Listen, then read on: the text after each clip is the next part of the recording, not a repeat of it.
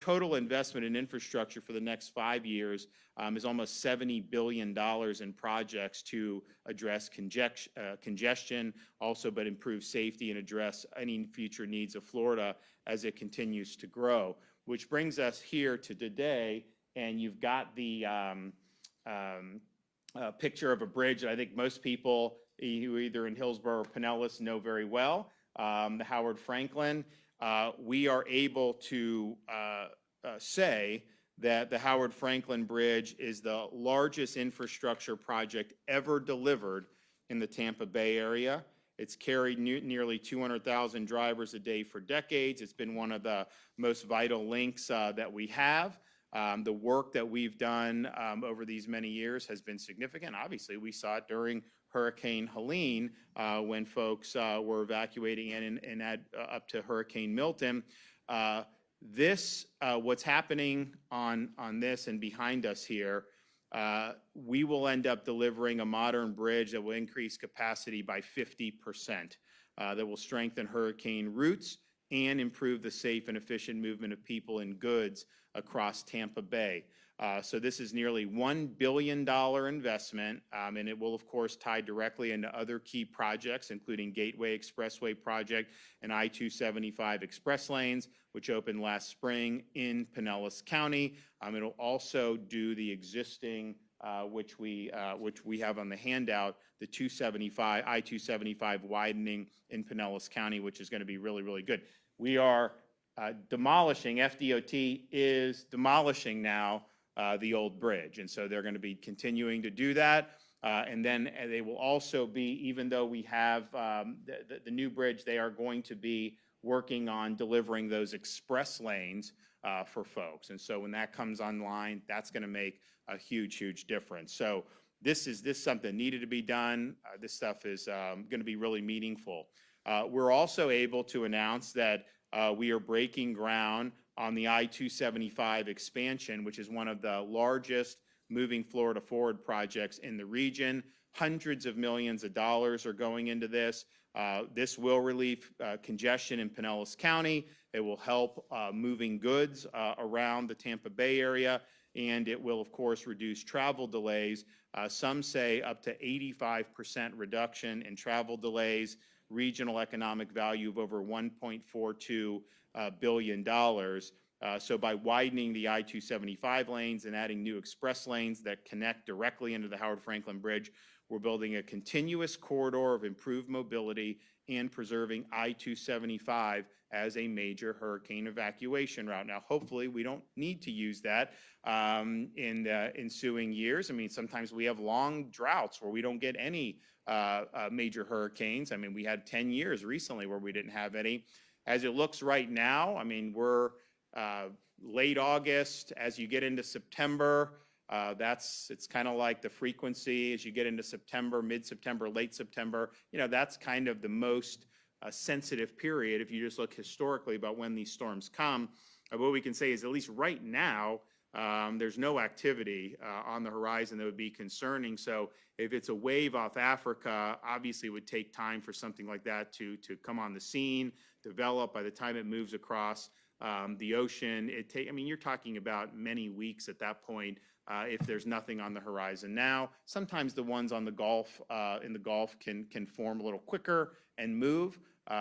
Fortunately, we don't see anything now. We're ready. Everybody should be ready. You now have universal disaster preparedness supplies tax-free, regardless of time period. So go ahead and buy whatever you need to buy, and hopefully that they just sit there in the wrapper and you don't use them now. But we're prepared for it. But you know, so far it's been relatively uneventful. Now, I would also caution people. I remember in 22, everyone was saying, because you know they always say it's going to be the worst hurricane season ever. Like literally every year I've been going, oh, the worst, right?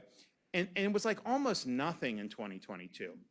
And so we get into September, and people are starting to notice this, and then we kind of get like, okay, into that second week of September, and then we hit the midpoint of September. Then people are more vocal about it, like this hurricane season's nothing, everyone's fine. And then you had Hurricane Ian, right? I mean, so like it only takes one. So hopefully we don't need to use for hurricane routes, but I do think When these moving Florida projects are done, between 275, what we're doing on 75, and you don't need to evacuate that far, but you know, some people do. Some people may have family in southern Georgia, say, hey, I'm just gonna go up and stay with them. Some people may wanna go other places. That is gonna make a really big difference. And so these are the successes and the progress that we are able to talk about today, both the Howard Franklin Bridge, as well as the I-275 expansion in Pinellas County, are really, really significant. And I can tell you that 275, that was not even on the radar to be done had we not done moving Florida forward. So that's going to be delivered way earlier than anyone would have been able to do if we had just done kind of the normal processes that's done. So I want to thank Jared Perdue. I want to thank everybody that's been involved with this. We're gonna keep working. Obviously, we got to do the permanent I-4 over there in Polk and Osceola counties, which is going to be very exciting for a lot of people. You know, there's traffic and then there's kind of traffic. I think rush hour traffic kind of is what it is, and you work to be able to mitigate that. But you've got some spots like in Champions Gate, like in Polk on I-4, where you could be driving like any time, and all of a sudden you could just be in standstill. That has been really alleviated well with what we've done on these temporary lanes, but that has always been a problem spot. So that is, I mean, we're really excited to be able to, what we've done, I know people have appreciated it, but then what we're going to be able to deliver going forward is going to be really, really amazing for people. And then this stuff in the Tampa Bay region, this is important. I mean, this is quality of life. This is economic growth. This is everything you want to be seeing. And I'm happy that we had the foresight. I'm happy the legislature saw the need to do this, to get that money in place, and to get moving with it. So Jared, you want to come up and talk a little bit about these projects?